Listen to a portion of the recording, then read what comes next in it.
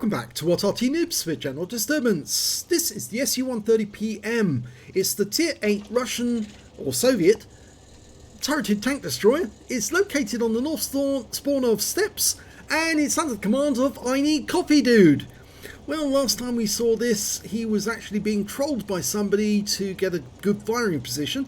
And, well, this time he's still trying to work up to his second mark. He's still got one already on there.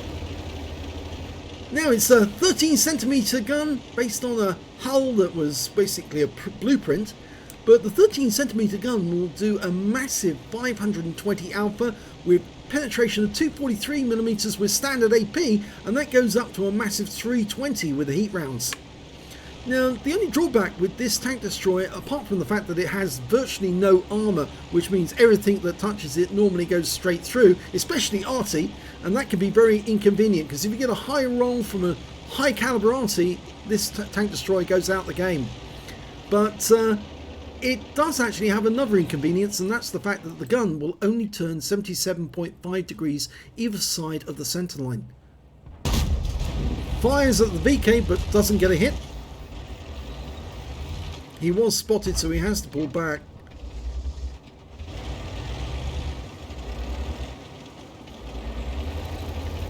Now, this position is actually quite handy to get shots on the enemy. You can use the bush mechanic from the bushes in front. And well, the VK comes into view, but is he going to fire? He does. He was seen, and he tries to pull back, but he almost flips over. And one of his teammates has just died. That was the T-25-2. But he did get a good hit on that VK, 556, and then he puts another round into the T-20 for 519, which is a low roll. That T-20 can't stand another hit. He'll be out the game. KV-3 takes a round, and that's a high roller as well, 530. He's going to need at least 2 more shots to take the KV-3 out. Quite a long reload, but it's about the same with the Scorpion G. And that VK is in sight. Dials in, and instead he's going for the T-20, and he's out the game. So he's got his first kill.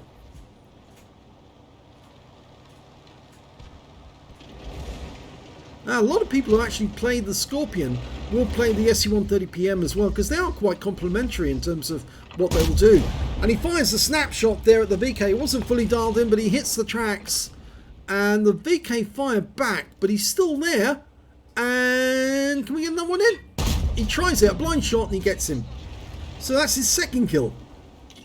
Unfortunately, he was seen by the KV-3, just poked around the corner. And he's just checking his rear. There's no Arty, so he doesn't have to worry about splash.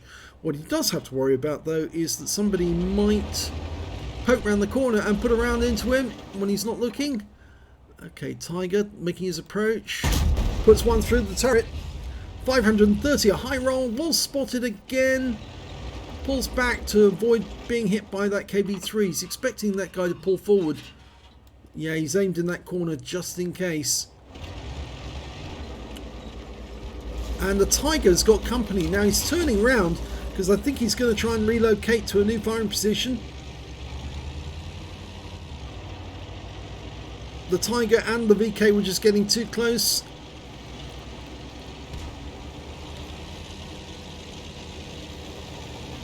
Okay, this spot's being occupied by the Firefly 5C, but I think he can share this position with the KV-85. Oh, no, don't block him, whatever you do. He won't appreciate it.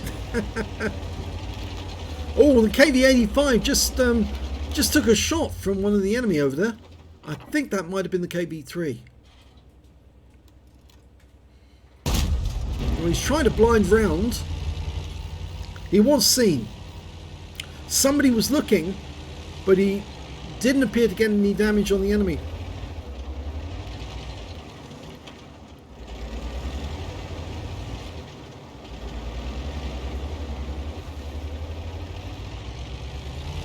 He pulls forward to get a good look. No, somebody's firing into that corner. I think that may be the Firefly 5C. KV-85's given up this position. And I Need Coffee Dude's going back to the rock that he fired from before. I think the enemy's given up trying to approach because they were just taking too much damage. Oh, no, they haven't given up. They just changed position. And he misses the shot on the Tiger 1. He fires back straight away, but doesn't get any damage. They're still there. It's just they're very reluctant to pull forward. The 5C's moving up, and he's very low on hit points.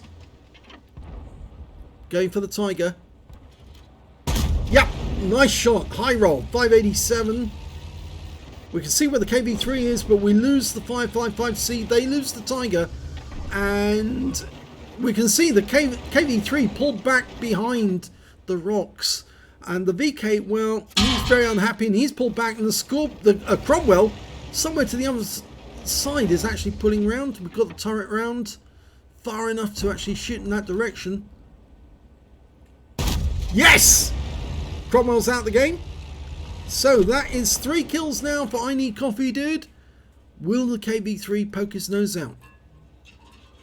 We just lost the KV85 to the KV3. So he's bold enough to try it. Now, I Need Coffee Dude's doing something very sneaky here. He's actually going into the bush. I think the VK down there can't see him, but the KV3 probably can't see him either. I know he's got shots on the Progetto towards the base, and he's very low on hit points. He's a one-shot. And of course, the KV3's a one-shot. And I think the VK3002M as well is also a one-shot. So he could get a top gun. He's already got 2,860 hit points. That's what was showing on the log. Oh, KV3's poked his nose out again. Going back behind the rock. We might get a shot at him as he appears there. Okay, go for it. Yes! Nice one. That's his 4th kill. He was seen. Just needs to stay here for a moment. And he's loaded. Okay. Progetto next. And, oh, he's killed by our platoon mate, Hillbill 79. I didn't realise he was actually in this game, but he has actually now got 1 kill. We don't know where the VK is. Oh. No. Hillbill's over on the far side of the map, on the east side. I'm sure that VK's somewhere around here, guarding this approach. Yes, there he is. 1 shot in his rear, and he's out the game. So that's 5 kills. 1 more to get a top gun. But there is a Scorpion above the enemy cap area. Okay, he's just staying here for a moment. There might be somebody waiting for him. The enemy's got an E25 and 2 Scorpions. One of the Scorpions, the American one, the tier 7. The other one's the German one, the tier 8. Now the American Scorpion is a very sneaky one with a 90mm gun.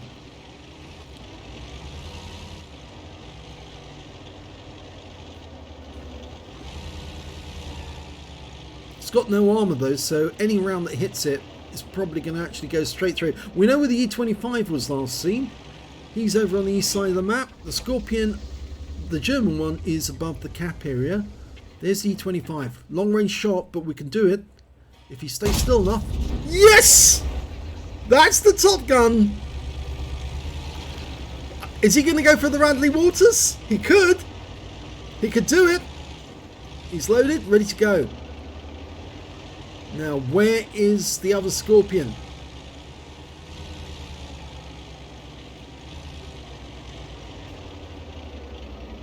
Oh, there he is. That's the American one. So the one above the cap was the American one, which means it's the German one we can't see. And he's taking damage now. We're proximity spotting him, and our teammates are actually doing a lot of work on him. There's the German one. There's the German one. The German one's coming round to deal with I Need Coffee Dude.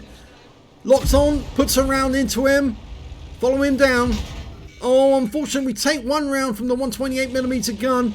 And, well, reloaded. Go for it. Oh, he fluffed it. Unfortunately. But he can reload. The Scorpion's down.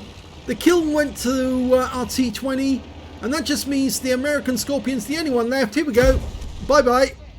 And that's a win for ineedcoffeedude. And that's 7 kills. One short of a Radley's. But he had taken some damage. That's a good game. Let's have a look at the end of battle stats. It's an ace tanker for ineedcoffeedude in the SU-130PM. In fact, this is his first ace tanker in this vehicle. He got a 5 for effect for doing more damage than the hit points of his own vehicle. He got a bruiser medal for getting at least 5 critical hits. He got 11. And he got a top gun as well for getting at least 6 kills. He ended up with 7, one short of the Radleys. His win rate from the game was 8,235. Let's have a look at team score. There you go. He did get the highest damage on his team, but not the highest damage overall. The German Scorpion managed to get a high caliber and a top gun for 5,448 hit points of damage. He got 7 kills as well, funnily enough. So did ineedcoffeedude. They were the top scorers in the game. It's just that the next high scorer was the T20 on our team. And we can see that, where's Hillbill? There he is. He actually did die during that game, but he did pick up a nice amount of damage. He was the 3rd highest scorer on damage. ineedcoffeedude got 4,397 after the Scorpion's 5,448. And Hillbill managed to get 2,740. So he wasn't that far behind, but I think he picked the wrong side to go on. I think he would have been much better off on ineedcoffeedude's side. When it came to kills, of course, as I said, 7 kills each for both of the turreted tank destroyers. And when it came to base XP, ineedcoffeedude got 1,541, so that's a very good ace tanker. 813 for Hillbill 79, and 775 for the Scorpion on the enemy team. He fired 18 rounds, got 15 direct hits and 12 penetrations, splash damage on 1. Damage of 4,397 hit points, of which 118 were at more than 300 meters. He did receive 2 hits. I'm afraid they were both penetrations. Yes, right towards the end of the game, the Scorpion and managed to get a round into him, and he did receive another round during the game as well. 3 enemy vehicles spotted, 9 enemy vehicles damaged, 7 killed, and 840 hit points of damage assistance. On a premium count, he earned 128,810 credits, and he got 64,405 from personal reserves, total 193,214 credits. And after repair, ammunition, resupply and consumables, he still took away 148,000 profits and 89 credits, 148,089, and he also picked up 1 bond for getting the top gun. 2,311 XP, 231 for this being a premium vehicle, took away 2,542 experience points altogether. So he's well on the way to getting his 2nd mark of excellence, and I wouldn't be surprised if we'll see that very, very soon. If you enjoyed that replay, please give this video a like and do subscribe to our channel, and thank you for watching.